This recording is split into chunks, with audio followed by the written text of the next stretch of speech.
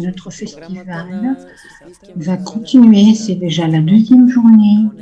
Maintenant, nous allons parler de M. Gilles Bidon, qui a reçu le prix, de la francophonie. Et nous allons parler avec Madame Rénie Letevantin, la modératrice, Madame Iliana Ochkova, la traductrice, et le professeur Stoyan Tanassov. Et maintenant, je vous donne la parole. C'est un plaisir pour moi d'animer cette soirée en la présence de Gilles Jobidon, notre invité, dont le livre Le tranquille affligé vient de paraître en bulgare chez l'éditeur Istok Zapad, traduit par Iliana Ochkova. Gilles Jobidon, il nous dira tout à l'heure d'où est-ce qu'il se connecte en ce moment. Il est au Canada, je pense, pas loin de Montréal. Il doit faire tôt le matin chez lui. Et c'est un auteur canadien francophone qui, comme cela a déjà été dit, a reçu le prix des 5 continents de la francophonie. Je montre aussi son roman, parmi 120 œuvres qui ont été présélectionnées. Je commence par évoquer ce prix d'abord parce que l'auteur a reçu des prix pour tous ses romans. C'est une des particularités de son œuvre. Il est venu un peu tardivement à l'écriture. Il vient de monde des beaux-arts, de monde des arts visuels, et il a commencé à écrire tardivement, vers la cinquantaine. Et d'ailleurs, cette influence des beaux-arts et de la peinture, on la ressent aussi dans son œuvre romanesque. Son premier roman a été publié en 2003, La route des petits matins, et il a tout de suite décroché 3 prix pour ce roman. Et ensuite, le même sort a été destiné à ses autres romans, que ce soit L'âme frère, Combustio ou La petite paix. Ma première question à vous, Gilles Jobidon, est justement parmi tous ces prix, que représente pour vous le prix des 5 continents de la francophonie que vous avez reçu en 2019 et qui vous a fait connaître en fait sur les 5 continents? Je ne me cacherai pas de dire que c'est un couronnement, c'est un événement dans ma vie qui est très important, qui m'a fait vivre de grands moments de bonheur et aussi d'entrer en contact avec tellement de gens de tellement de pays, et plus particulièrement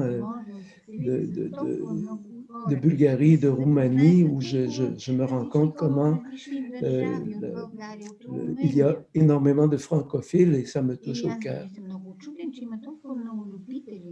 Merci. Alors, ce livre, Le tranquille affligé, c'est un roman très, très particulier parce que c'est un roman qui mélange plusieurs genres, si je pourrais m'exprimer ainsi. J'évoquerai quelques pistes qui nous permettront, avec nos autres invités, d'en discuter plus longuement et avec vous-même, évidemment. D'abord, en commençant par la genèse du roman. J'ai dit que vous êtes venu à l'écriture par les arts visuels et je pense que dans la composition de votre roman, de votre texte, on ressent l'influence de la bande dessinée.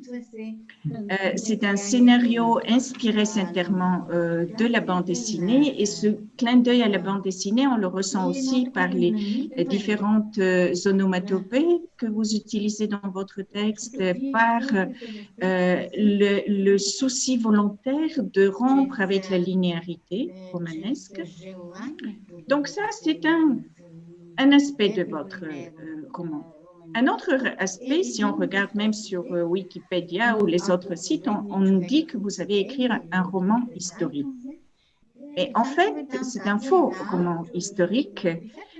certainement, même si il s'inspire de faits historiques réels. Il y a ce jésuite français missionnaire en Chine qui est inspiré d'un personnage historique réel, Pierre Martial Cibaud, qui signait d'ailleurs ses lettres par l'affligé tranquille, ce qui a inspiré le titre à votre texte. Mais en même temps, vous inventez un empereur, Moussi, un empereur qui n'a jamais existé. Donc, il y a le texte, il y a le sous-texte, on en reparlera. Et puis, une troisième dimension, donc bande dessinée, roman historique, mais je dirais aussi qu'il y a certainement de l'autofiction dans votre texte, que le personnage de Jacques Trivier, c'est certainement un personnage fictionnel, mais peut-être vous vous y retrouvez, vous allez nous en dire davantage. Et c'est un roman quatrième dimension aussi philosophique, parce que vous posez beaucoup de questions dans votre texte sur l'âme humaine, sur l'art, sur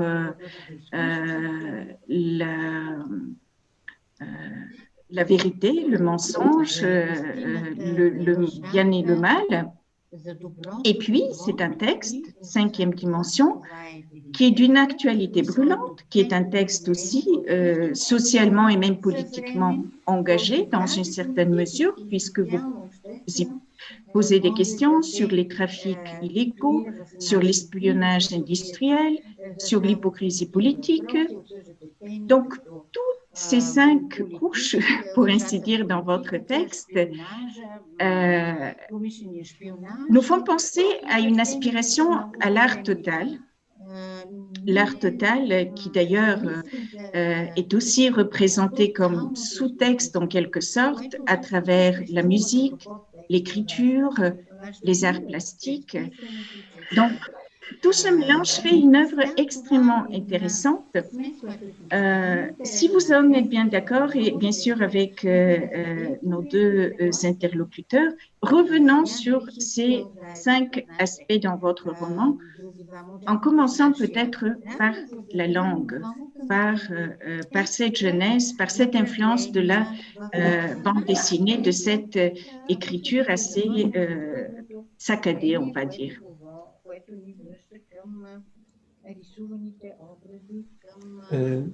Est-ce qu'il y a une question particulière aussi? Oui, la première question, voilà, si vous voulez bien qu'on discute un peu sur votre style, sur l'influence de la bande dessinée dans la conception de ce roman et sur l'écriture. Oui, d'accord. Alors, oui, l'influence de la bande dessinée est tout à fait là parce que ce sont les onomatopées qui me fascinaient même visuellement et que j'aurais pu encore développer davantage graphiquement, mais je n'étais pas rendu là. Dans mon prochain roman, je vais travailler à ce niveau-là. C'est aussi, lorsque je travaille à partir de ces influences-là, j'ai été influencé par le découpage technique, par exemple, de la bande dessinée où il y a une image qui suit une autre image, qui suit une autre image.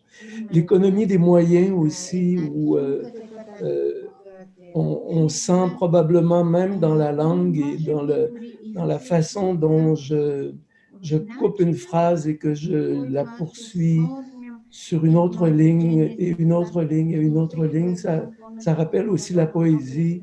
Et parfois, quand un tableau, parce que je n'appelle pas ça des chapitres, j'appelle ça des tableaux, lorsqu'un tableau se termine, parfois il va recontinuer sur l'autre tableau suivant, qui pourrait s'appeler un chapitre.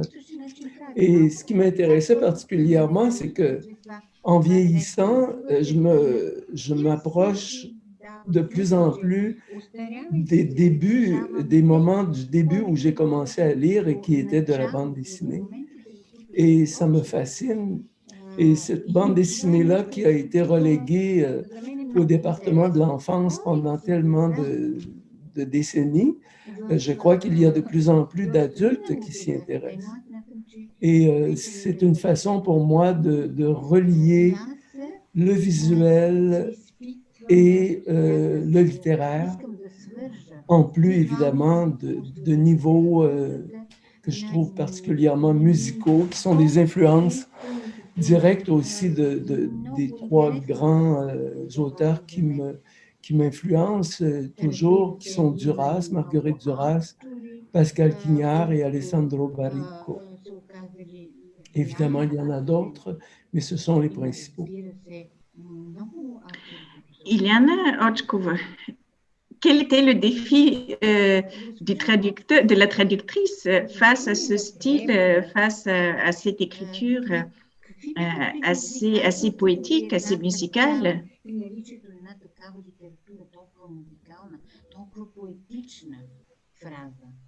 On ne vous entend pas, s'il vous plaît, le micro. Oui, voilà, j'espère que maintenant ça va bien. Donc, d'après moi, parce que Gilles Bidon a dit une fois qu'il est un très jeune écrivain. Je suis encore plus jeune traductrice. C'était un lien qui se crée entre, d'après moi, au moins, c'est un peu inconvénient de parler de relation entre traducteur et écrivain en présence de M. Athanasov, mais de toute façon, c'est un lien qui se crée par l'intermédiaire de livres entre le traducteur et l'écrivain. Donc, c'est un lien un peu mystique et un peu transcendantal.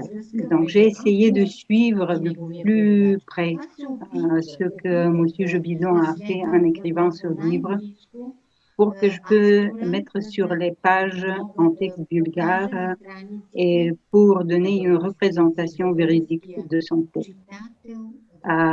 Donc, j'ai pris cette traduction comme un rôle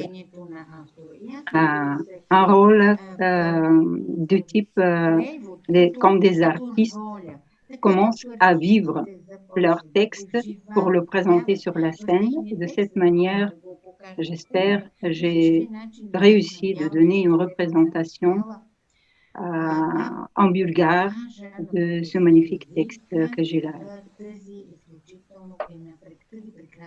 Merci. Le professeur Atanassov, est-ce que vous voulez intervenir concernant le style de l'auteur, concernant l'écriture de Gilles Jobidon?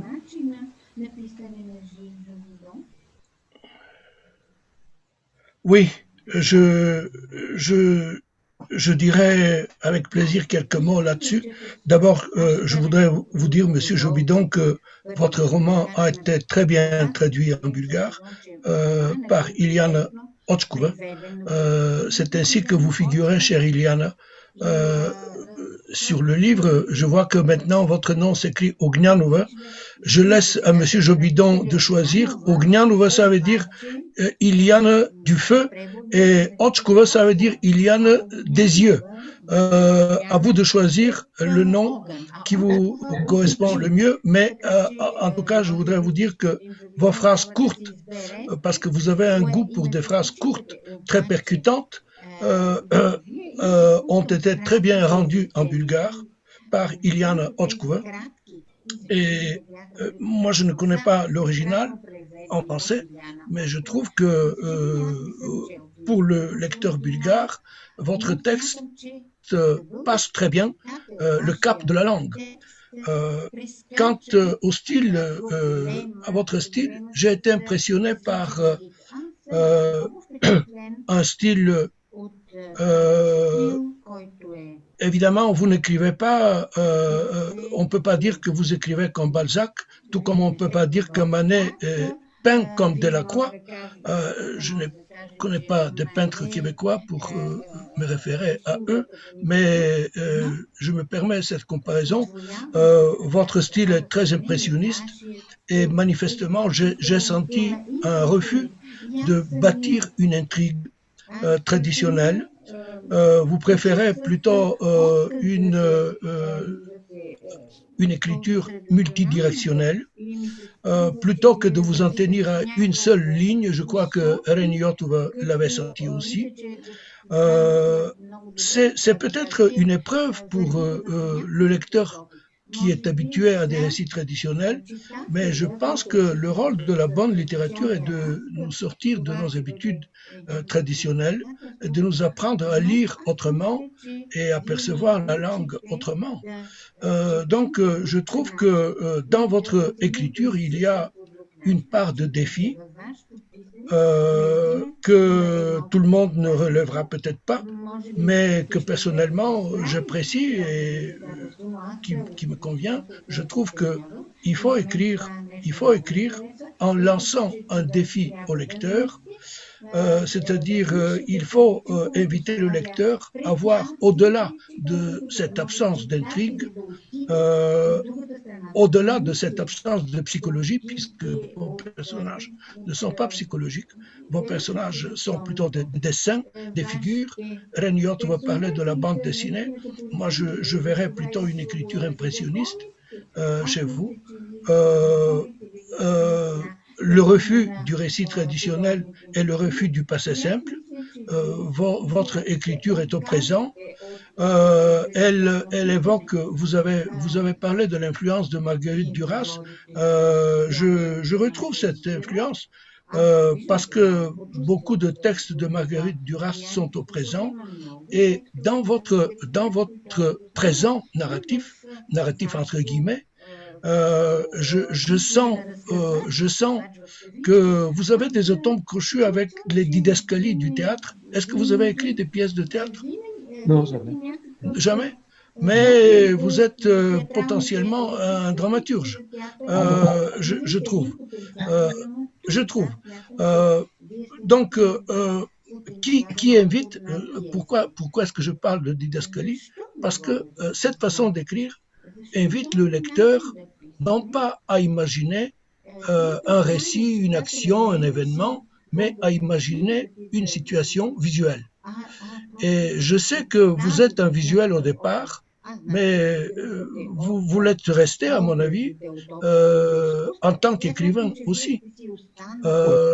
Je pense que le lecteur doit vous lire avec les yeux grands ouverts, et peut-être après vous avoir bien vu, il pourra imaginer vos personnages et conférer peut-être cette psychologie qui manque, à laquelle vous renoncez délibérément, manifestement. Elle manque d'une certaine façon, mais en même temps, je laisse énormément d'intelligence, je crois. Je laisse énormément le texte à l'intelligence du lecteur. Il a beaucoup de place, le lecteur. Il y a beaucoup de place pour lui ou elle dans ce texte.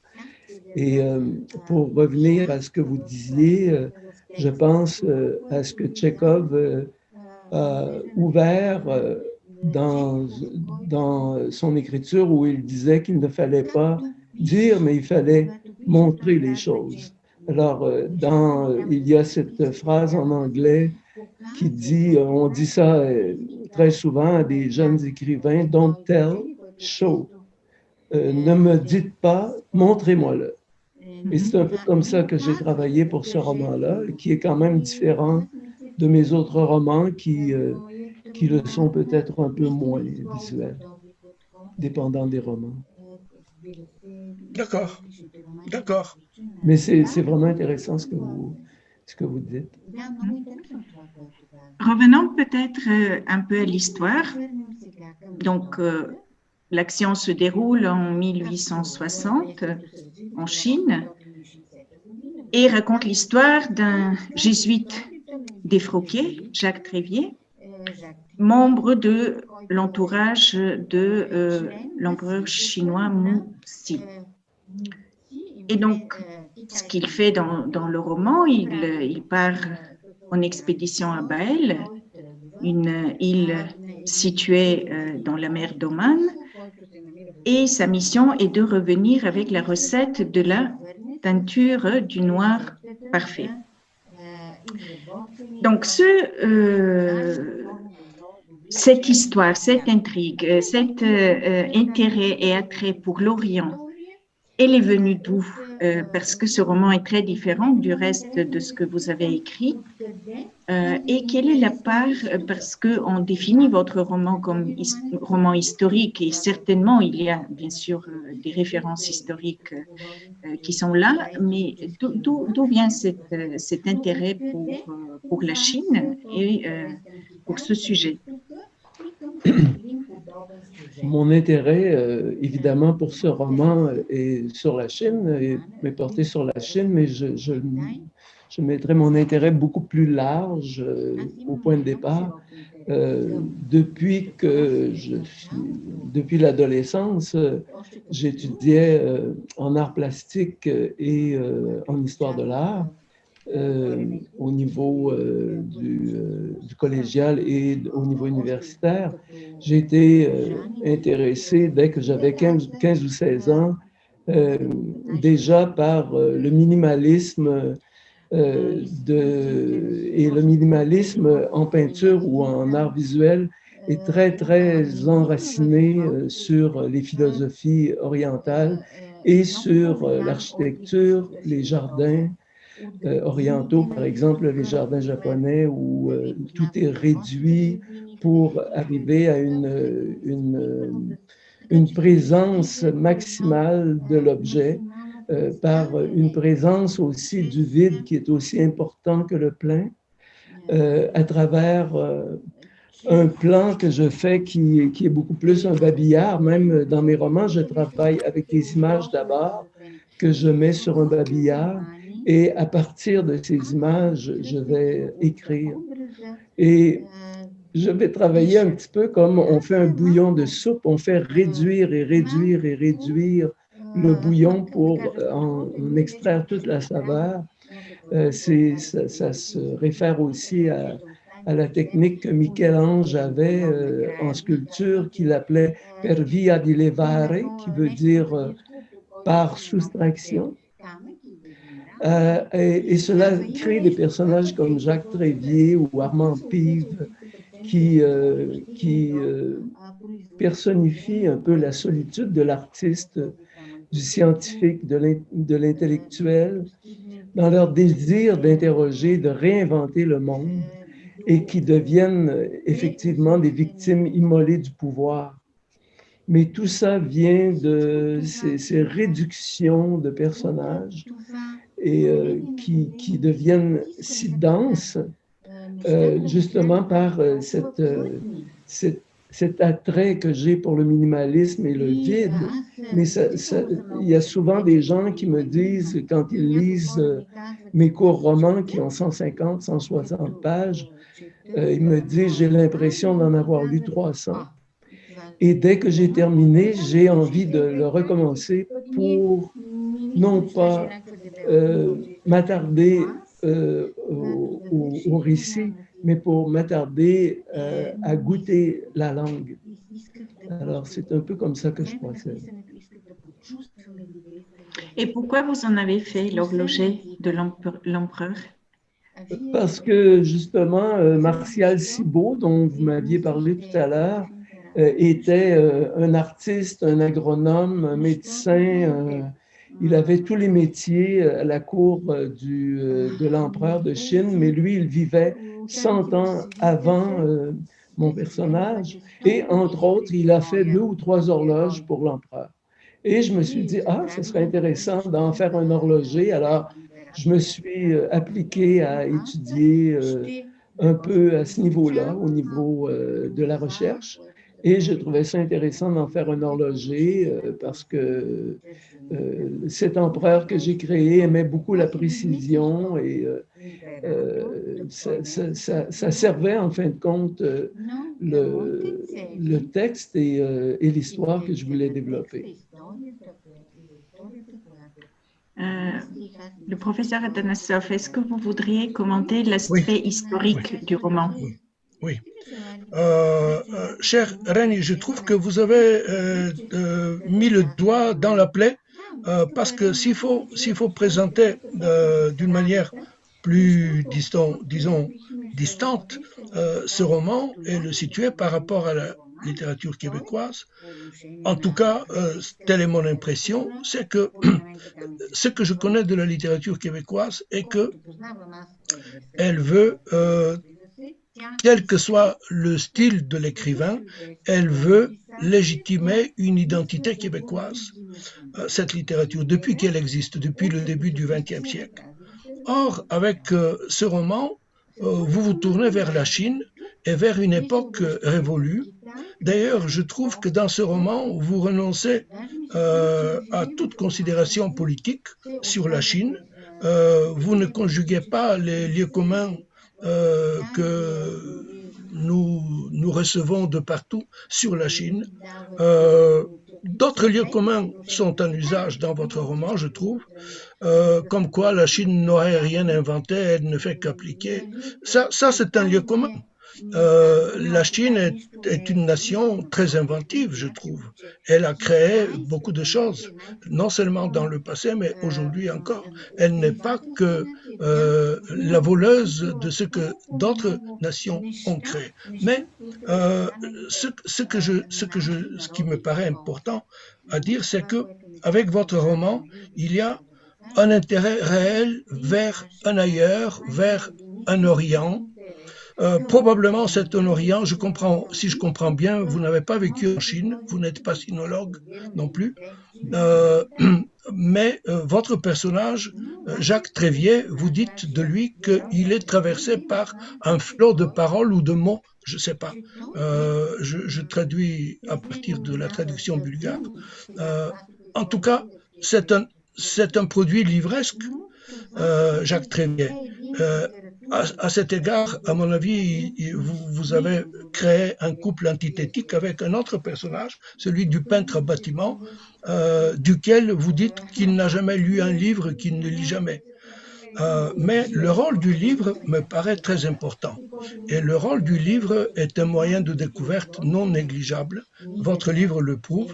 Et j'ai été un peu surpris de lire à la fin de votre roman quand vous dites que l'Orient et l'Occident ne se sont jamais rencontrés, ils se sont pourtant affrontés. Je me dis, mais non, ils ne s'affrontent pas. Ils se rencontrent à travers des livres comme le vôtre. Et je pense que le rôle de la littérature est de nous faire découvrir et de nous faire connaître, éventuellement de nous faire aimer l'autre pays. La Chine, c'est l'autre pays par excellence. Donc, je trouve que l'orientalisme dans votre livre est un état d'esprit plutôt qu'un parcours biographique. Je découvre des Canadiens aujourd'hui. J'ai un ami, je ne sais pas si vous connaissez Jean Marcel, qui il était professeur de littérature médiévale et comme je suis médiéviste, nous étions liés. De ce côté-là, il s'est exilé en Thaïlande, à Bangkok, et il a écrit des textes très beaux sur Bangkok, qu'il appelle Siam. Et comme c'est devenu c'est un écrivain, Jean Marcel. Je trouve que c'est une tendance intéressante de la littérature québécoise qui, jusqu'à présent, se repliait sur elle-même pour se légitimer en quelque sorte.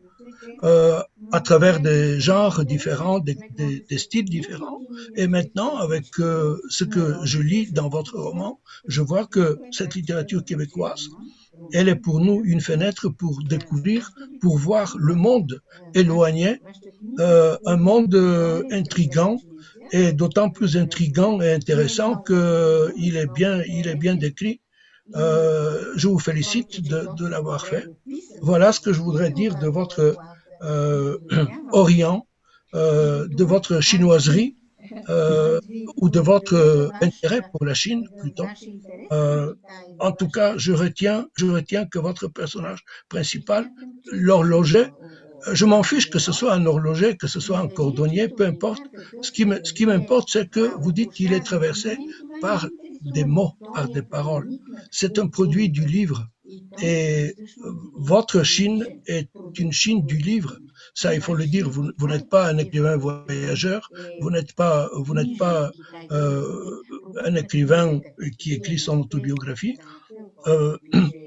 vous êtes un écrivain québécois qui rêve la Chine, et ce rêve, je trouve qu'il est partageable. Un petit Bulgare comme moi marche dessus. Voilà. Ce que je pourrais vous dire par rapport à ça, c'est que mon intérêt n'était pas d'illustrer une période. Ce n'est pas un roman illustratif, c'est un roman exploratoire. Et que l'Orient et l'Occident ne se soient pas rencontrés, je disais exactement qu'ils sont entrés en collision par cette histoire où la Grande-Bretagne, avec plusieurs autres pays, sont entrés en Chine et ont essayé de faire entrer la démocratie entre les dents de la Chine et de lutter contre la dictature avec la dictature, d'une façon dictatoriale. Alors, c'est un petit... Et il ne faut pas oublier que l'Angleterre a été un État narcotrafiquant qui a utilisé l'opium en Chine pour endormir toute la population. Et ils ont utilisé l'alcool ici en Amérique pour les Premières Nations. Alors, c'est un peu ces faits-là que je dispose et que je laisse aussi à l'intelligence du lecteur. Mon but n'est pas de... Je ne suis pas un politicologue où je donne ces choses comme des faits. Et je fais se réjouir et je fais souffrir des personnages. Et c'est ce qui, je crois, est le...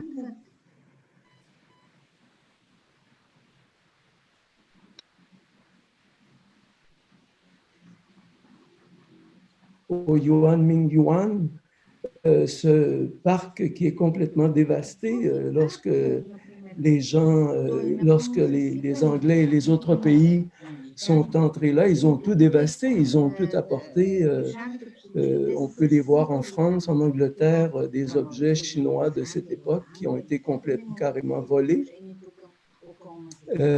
Donc, c'est un peu ça que je voulais mettre au regard des lecteurs et non pas quelque chose d'illustratif ou de figuratif, si vous voulez. En cela, je suis tout à fait d'accord avec vous que je suis impressionniste, effectivement. Le professeur Atanassov a voulu vous situer dans la littérature québécoise et c'est vrai que là aussi vous êtes un écrivain très original qu'on a du mal à situer dans cette tradition et d'ailleurs les écrivains que vous citez qui vous inspirent, c'est Marguerite Duras, c'est Pascal Quignard, vous venez de le dire, et la seule écrivaine québécoise que vous citez, c'est Anne Hébert, mais vous parlez avec l'accent québécois, on le voit, mais j'ai l'impression que vous n'écrivez pas avec l'accent québécois, que dans votre écriture, il n'y a pas la langue québécoise, le français québécois. Québécisme. Les québécismes, oui, les québécismes, on ne les voit pas dans votre texte. Est-ce que c'est volontaire ou... Il n'y a peut-être pas de québécisme, mais les traductrices roumaines ont eu quelques difficultés avec certains mots. Elles m'ont même téléphoné, par exemple, utiliser carré de sable au lieu de bac à sable. C'est probablement une façon très ancienne de parler de ça. J'ai utilisé quelques mots, semble-t-il, et je ne m'en aperçois pas. Mon deuxième roman, qui s'appelle L'âme frère, se passe à 80% au Québec précolonial, c'est-à-dire précolonial anglais dans la période française. Et il utilise des mots très, très, très anciens du français ancien. Je crois que je suis un auteur qui est surtout intéressé par l'ailleurs, autant l'ailleurs géographique que l'ailleurs littéraire, l'ailleurs de la langue, tout en restant moi-même. Je n'essaie pas ni de parler comme un Parisien ou d'écrire comme un Français, vous voyez. J'essaie de rester moi-même dans tout ça, mais je suis très, très intéressé par l'ailleurs parce qu'il y a des gens, et Rémi, vous êtes la traductrice de Michel Tremblay, qui est un très, très grand auteur québécois. Et il y a des gens qui font ça tellement mieux que moi. Alors, j'ai un autre créneau, tout simplement. Quelque chose qui se rapproche plus à mon âme, qui est plus vagabonde et qui aime s'intéresser aux ailleurs. Et quelle est la part de vous-même dans ce texte? Est-ce qu'entre Gilles Jobidon et Jacques Trévier, il y a des points communs? Est-ce qu'il y a une part autobiographique, d'autofiction dans ce texte? Avec Jacques Trévier, il y a quelques éléments, mais c'est plutôt anecdotique. Par exemple, il dort très peu, moi je dors très peu. Il prend du thé oolong, je bois beaucoup de thé tous les jours. Il joue, à la fin, il joue de l'accordéon, je joue de l'accordéon. Il y a aussi Armand Pive qui est très proche de moi, pas parce que je prends de la drogue, mais parce que c'est une espèce d'esprit un peu artistique, disons, très artistique, même s'il est plutôt un scientifique ou un inventeur. Et je pense que je travaille beaucoup à inventer la langue que j'écris d'une certaine façon, qui est plutôt une façon d'imbriquer les mots, de réduire les phrases.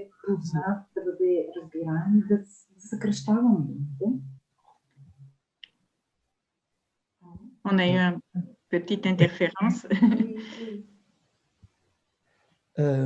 C'est ça. Et aussi, je pense, dans ces deux personnages-là, il y a cette solitude de l'artiste qui essaie d'interroger l'univers, de le réinventer par sa création. Pour eux, c'est assez négatif ce qui se passe, mais pour moi, c'est plutôt positif. Alors, c'est un peu le parallèle que je fais entre ces personnages-là qui, d'une certaine façon, me ressemblent, mais c'est plutôt synthétique, si vous voulez, comme c'est pas, ils me ressemblent pas de façon très illustrative. J'aimerais qu'on discute aussi de la part philosophique dans votre texte, même si vous l'avez déjà évoqué à plusieurs reprises. Moi, ce que j'aime beaucoup aussi dans votre écriture et dans les messages de ce texte, c'est le silence. Vous avez déjà évoqué cette dialectique entre le vide et le plein. La part du silence est très grande aussi dans le livre, mais parlant de philosophie, vous avez souvent cité la phrase de Nietzsche que nous avons l'art pour ne pas mourir de la vérité. J'aimerais qu'on revienne à cette phrase et à votre vision justement de l'art, de ce rapport entre la vérité, le mensonge, le bien, le mal. Ouais. Mon parcours artistique est intimement lié à la création comme une manifestation du sacré. Ce n'est absolument pas religieux ce que je vous dis en ce moment. Mes intérêts en art visuel et en histoire de l'art, je me suis intéressé au minimalisme, au modernisme, au Bauhaus, à la philosophie orientale, où les principes de vacuité ou de dépouillement sont très, très importants. Et à ce moment-là, ce que j'ai récupéré de ça, c'est la profondeur du contenu et l'espèce de plénitude du vide d'une certaine façon, par contraste. Et tout ça devient un véhicule où il y a une espèce d'enracinement spirituel ou méditatif dans la langue, dans la musicalité de la langue. Et le baroque, le réalisme ne sont pas vraiment ma tasse de thé. Il y a des gens qui font ça beaucoup mieux que moi. Cette espèce de respiration, de silence, je crois qu'ils ne font pas de mal dans un monde où le spectacle, où l'agitation, où le trop dégouline de partout. Je crois que je m'intéresse à ces phénomènes-là de façon plutôt inconsciente. Par exemple, le sacré, pour moi, le sacré, c'est de voir des oies, par exemple, qui partent vers le sud l'hiver, avant l'hiver chez nous. Et je suis complètement ébahi par leur passage. Et c'est un moment où il y a une espèce de silence et d'importance, d'enracinement spirituel, disons, qui passe et qui fait partie de la vie. Et cette forme d'étonnement-là se produit parfois dans mon écriture. Je ne vous dirai pas que ça se produit à tous les jours, mais ça se produit. Et lorsque ça se produit, cet ébahissement, ce moment d'étonnement me surprend moi-même. Et ce type de manifestation soudaine-là dégage des phénomènes qui sont cachés, par exemple, chez des personnages. Et ces espèces de fulgurances-là deviennent un terrain de jeu, un terrain d'entente, un terrain vague, où l'alliage des mots et du silence et des images, parce que je viens du milieu des arts visuels, je pense d'abord visuellement. Et pour moi, c'est une façon de traduire, écrire est une façon de traduire les images que je pense. Parce que j'ai décidé un jour de ne pas continuer en art visuel, mais je suis extrêmement visuel. Par exemple, tous mes plans de romans sont d'abord et avant tout des cueillettes d'images que je dispose les unes à côté des autres et qui deviennent une espèce de chambre d'écho où l'intelligence du lecteur est interpellée. C'est comme ça que je travaille. Je pense que vous serez curieux aussi d'entendre votre texte en bulgare.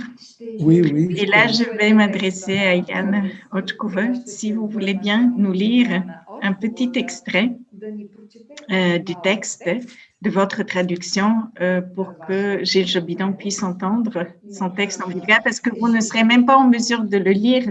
C'est le cyrillique avec la traduction roumaine. Oui. Et pourriez-vous simplement me dire de quelle page il s'agit, de quel moment?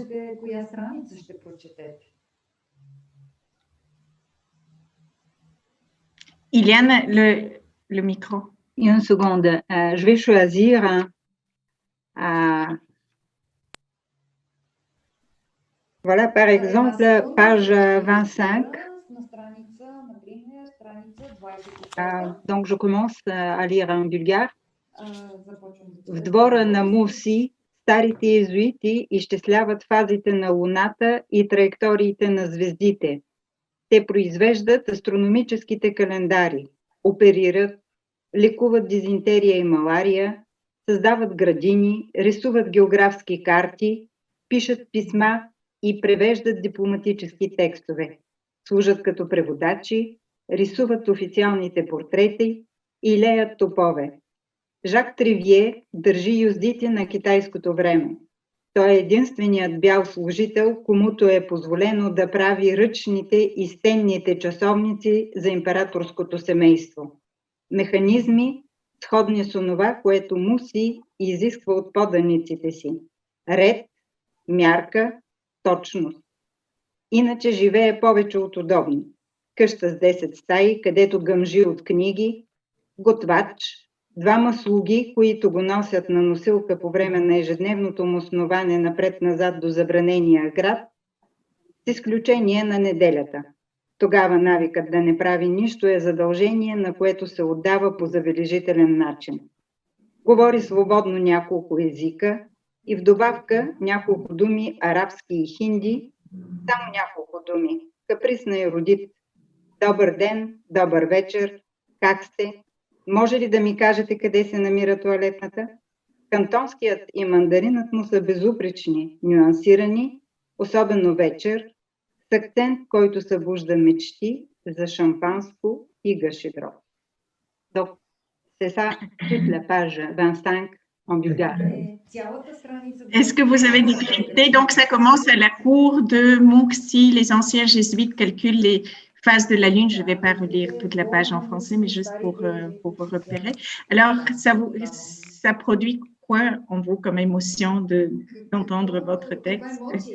Ben, pour moi, c'est cette langue étrangère. C'est très touchant, c'est extrêmement touchant d'entendre ça. Et je trouve que c'est une langue très musicale. Je trouve ça très, très joli au son. Ça me touche énormément. Le professeur Atanassov, voudriez-vous revenir sur les questions qu'on a évoquées sur la dimension philosophique de ce roman, le silence, le vide, le plein? Je n'ai pas eu le sentiment que ce roman exploite le silence. Je suis sensible au silence en art quand j'écoute du jazz, quand j'écoute du Thelonious Monk ou du Miles Davis. Là, j'apprécie le silence, mais quand je lis du Gilles Jobidon, je ne vois pas de silence. J'ai vu plutôt des explorations, des pistes multiples que son écriture, sur lesquelles son écriture s'engage. Et ce que je voudrais dire, c'est que à Monsieur Jobidon, c'est que nous en Bulgarie, on traduit presque tous les écrivains intéressants et importants de toutes les époques et de tous les pays. Mais ce qu'on considère comme une sorte de réception universelle souffre d'une grave insuffisance, l'absence de préface. Je pense que votre livre est sorti en bulgare sans préface, alors qu'il en fallait une. Et peut-être que cette conversation que nous avons ce soir viendrait remédier en partie à cette absence de préface. Est-ce que votre livre a été préfacé en québécois? Première question. Deuxième question, puisque comme Reni Yotova nous l'a rappelé, mais je le savais, tous vos romans ont été distingués par des prix prestigieux, c'est-à-dire des prix décernés par des institutions. Même si je suis conscient que dans le langage de bois de ces institutions au moment d'une remise de prix, il y a beaucoup de clichés. Est-ce que vous avez perçu un intérêt réel de la part des institutions pour vos romans? Est-ce que ces prix ont permis, certainement, vous avez dit, ça a permis de vivre des grands moments d'émotion, etc. J'espère que ces prix vous ont permis de vivre tout court, mais est-ce que ces prix ont facilité la compréhension de votre œuvre, ont contribué à mieux faire comprendre votre démarche d'écrivain? Voilà une deuxième question que je pose à côté de celle du silence. Là où je me sépare de la lecture de Reni, pour moi, votre roman n'est pas un roman philosophique. J'ai une formation de philosophie aussi, et j'attends autre chose d'un texte philosophique que ce que vous avez écrit dans ce roman. Donc, je ne voudrais pas m'engager dans ce sujet que Rémi a proposé, la dimension philosophique de ce roman. Certainement, il y en aurait une, mais ce n'est pas pour moi un roman philosophique. Voilà. Ok. Alors, la première question était par rapport à une préface. Oui, il n'y a plus de préface chez nous. Ça n'existe plus en littérature québécoise. Il n'y en a plus. Il y a ceci à l'arrière du livre, mais il n'y a plus vraiment de préface. Et l'autre question, c'était par rapport au prix littéraire que j'ai eu. Pouvez-vous me redire un peu Est-ce que les prix littéraires que vous avez reçus et qui ont, j'imagine, été accompagnés par un discours de remise de prix, est-ce que ce discours de remise de prix, cette justification des prix qu'on vous a donné, a, d'après vous, contribué à une meilleure compréhension de votre livre? Certainement à une meilleure diffusion de vos livres, ça je n'en doute pas, mais à une meilleure compréhension de vos livres. Voilà la question. C'est une très bonne question. Vous savez, le prix que je viens de recevoir pour ce roman et qui a été diffusé et commenté énormément un peu partout dans le monde grâce à la francophonie et à l'ouverture de la francophonie à des pays qui ne sont pas francophones, n'existe pas vraiment ici. Ce roman a été bien salué, mais pas de la même façon que par le prix que je viens de recevoir. Et vous savez, nul n'est prophète en son pays. Ouais.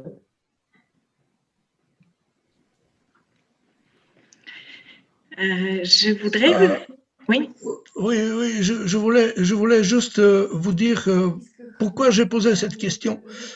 J'ai séjourné 4 mois à Laval, à l'université Laval, en 85. Et on m'avait donné une bourse et on m'avait dit qu'on me donne cette bourse aussi pour que j'essaye de m'initier un peu à la littérature québécoise. Et comme je me sentais très redevable de cette bourse, je me suis tapé tous les grands auteurs québécois. Alors que je suis médiéviste et mes intérêts de chercheur sont ailleurs. Et donc, je suivais assez assidûment les cours de littérature québécoise à l'Université Laval de Québec. Et j'ai participé à quelques colloques et j'ai été très impressionné par le poids des institutions québécoises, culturelles, en général culturelles, dans le poids des institutions québécoises dans la vie de la littérature québécoise. Et je me disais, d'abord ça m'énervait un peu, parce que je suis un peu allergique à ce côté officiel, mais d'autre part je me disais, mais c'est dommage qu'en Bulgarie, les institutions culturelles ne prennent pas tellement d'intérêt pour la littérature bulgare, alors qu'il y a des auteurs bulgares qui méritent d'être stimulés, d'être encouragés, d'être soutenus par les institutions. Alors, je sais qu'une institution, quand elle remet un prix, ça fait plaisir, évidemment, on n'est pas masochiste, ça fait plaisir de recevoir un prix, ça peut avoir des retombées financières intéressantes aussi, mais ma question était, alors je demande toujours quelque chose de plus, évidemment j'ai l'esprit un peu mal tourné, je demande donc si les institutions qui vous remettent un prix contribuent à une meilleure interprétation, à une meilleure compréhension de votre œuvre, de votre démarche, ou pas. Voilà, et je me suis permis de vous poser la question. Je me suis dit, j'ai la possibilité de dialoguer avec vous. Je ne sais pas si j'aurai l'occasion de vous rencontrer et de boire un verre avec vous pour vous parler en face à face, mais c'est comme si on était en face à face. C'est comme si on prenait un verre ensemble. Donc, je vous pose une question peut-être un peu indiscrète, mais je tenais à vous la poser avec l'autorisation de Rennes qui me permet à peu près tout.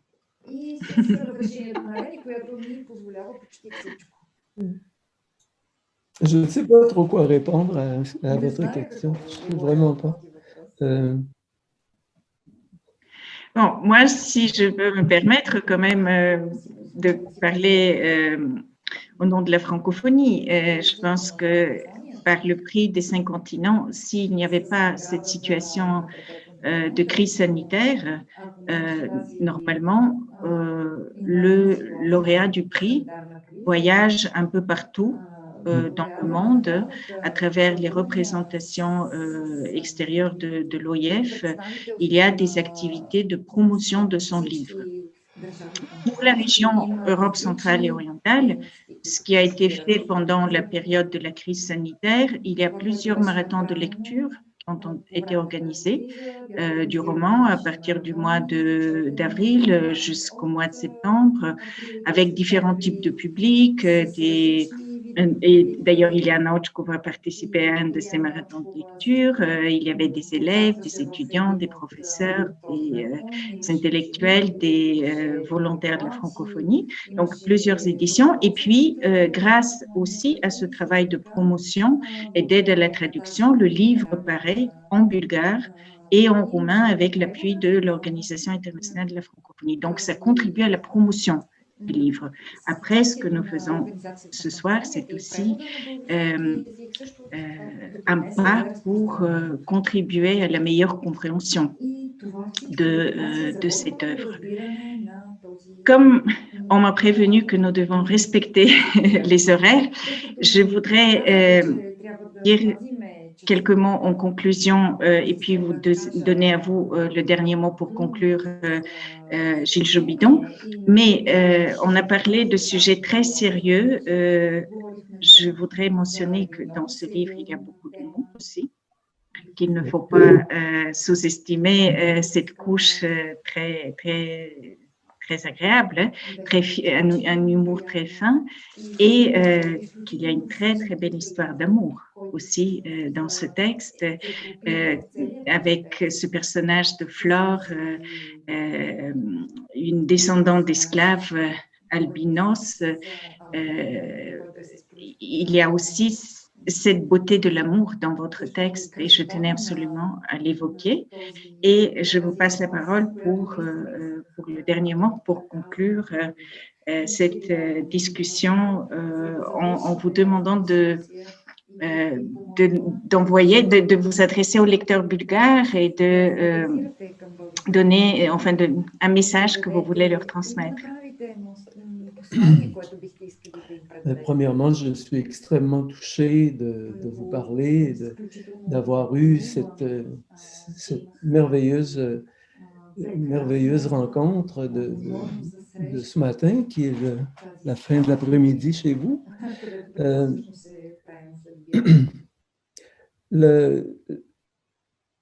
Le Tranquille affligé est un roman qui essaie d'interroger et de réinventer le monde d'une certaine façon. C'est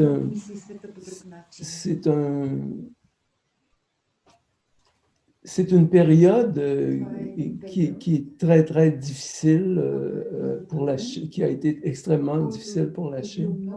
Je n'ai pas essayé d'illustrer cette période, absolument pas. J'ai essayé d'explorer simplement des valeurs, des éléments qui se passaient là-bas. Et dans le Tranquille affligé, alors que j'ai toujours travaillé dans mes romans sur les éléments, j'ai essayé de combiner deux éléments qui sont des éléments typiquement orientaux, c'est-à-dire qu'il y a l'art et le bois, qui sont, parce que les autres éléments, l'air l'eau, le feu et tout ça, ils les ont aussi, mais ils ont aussi l'art et le bois. Et j'ai essayé d'élever le niveau de difficulté que j'avais travaillé lors de mes autres romans, qui n'étaient que sur un seul élément. Alors, Le Tranquille Affligé est, est un amalgame de l'art et du bois. L'art, c'est la recherche de l'absolu, la quête de l'immortalité. Et le bois, c'est la matière, la croissance, la verticalité, l'expansion, la science, la réflexion. Et puisque l'univers symbolique travaille en bipolarité, j'ai fait aussi rencontrer des thèmes qui sont comme la surexploitation des ressources et des désordres écologiques et des bouleversements sociopolitiques qui se sont passés en Chine dans cette période-là. Pour moi, la création est intimement liée à la manifestation du sacré. De par mes intérêts en art visuel et en histoire de l'art, je me suis intéressé au minimalisme et au modernisme. Et j'essaie toujours de travailler par le dépouillement, par le contraste, par la profondeur de contenu. L'art, pour moi, est un véhicule où le vide est aussi important que le plein.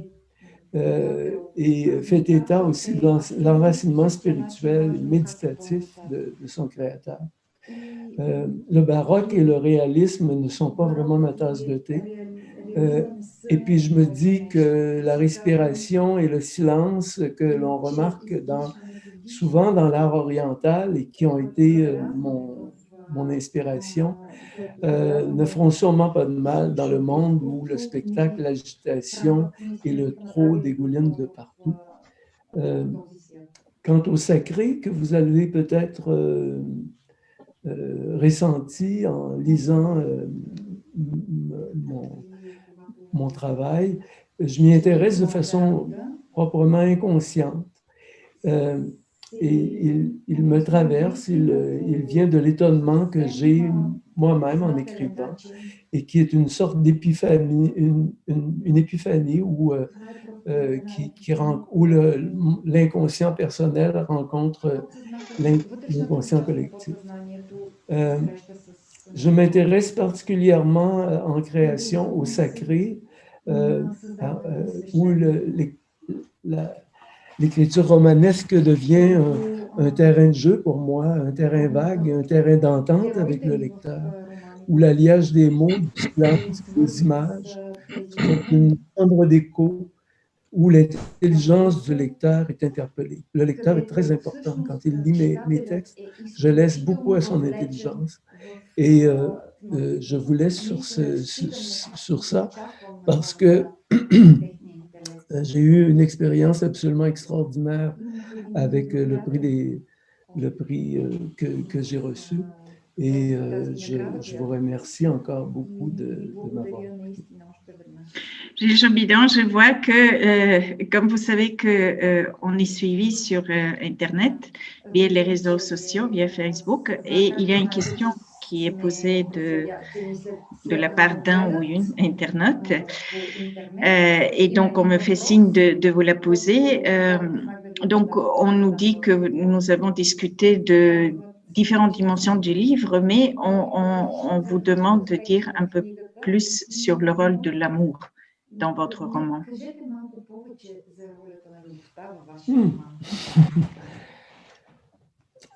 Dans tout l'amour que je raconte dans ce roman, il y a aussi l'amour de la langue. Mon travail sur la langue est une histoire d'amour et je voudrais que ça se sente. Et je voudrais aussi que ça se sente dans les autres langues dans lesquelles ça a été traduit. Il y a une très belle histoire d'amour qui finit très mal dans le Tranquille Affligé. Elle finit mal, mais aussi il y a un très grand amour de la langue pour moi. La langue française, pour moi, est un véhicule qui est arrivé chez moi sur le tard parce que je viens du milieu des arts visuels et j'ai essayé dans ce travail de faire le mieux que je pouvais pour parler de tout ça. Je ne sais pas quoi dire d'autre. En tout cas, il y a une très belle page d'amour, une lettre qui commence comme ça. Je vais peut-être lire juste quelques lignes. Oui, c'est à la page 129. Et puis, Eliane va lire la traduction. Donc, c'est juste pour conclure cette discussion. Amour. Lorsque mes enfants étaient petits, quelques heures après l'aube, quand Baël dormait, je montais jusqu'à la dernière colline voir la mer avec eux.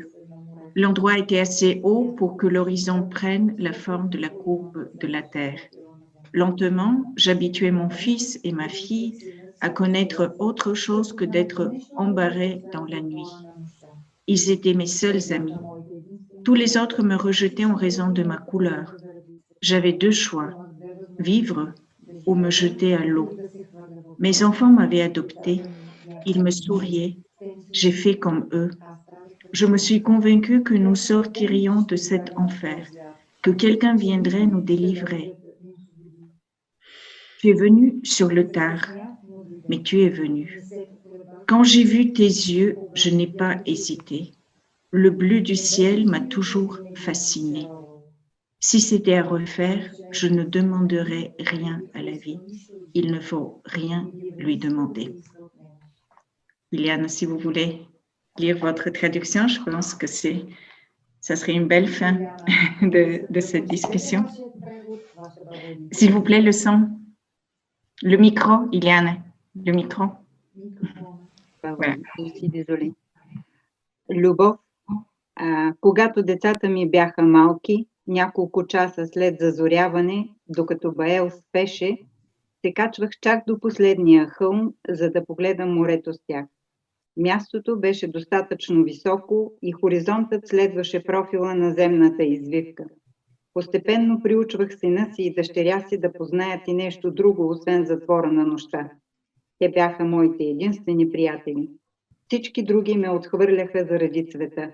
Имах две възможности – да живея или да се хвърля във водата. Децата ми ме бяха осиновили.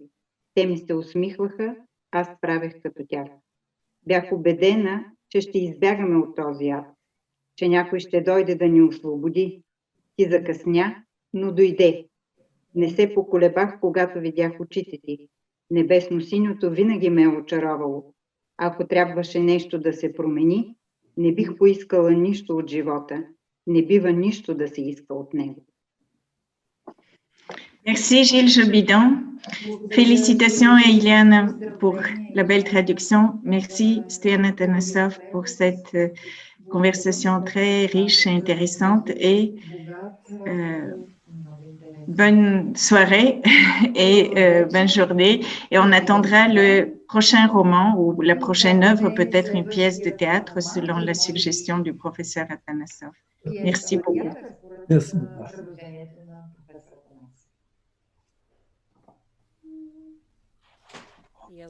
Благодаря на участниците в този втори разговор. Je remercie les participants à cette deuxième conversion pour aujourd'hui. Nous continuons à 20h avec Kafka Kasadova et Anita.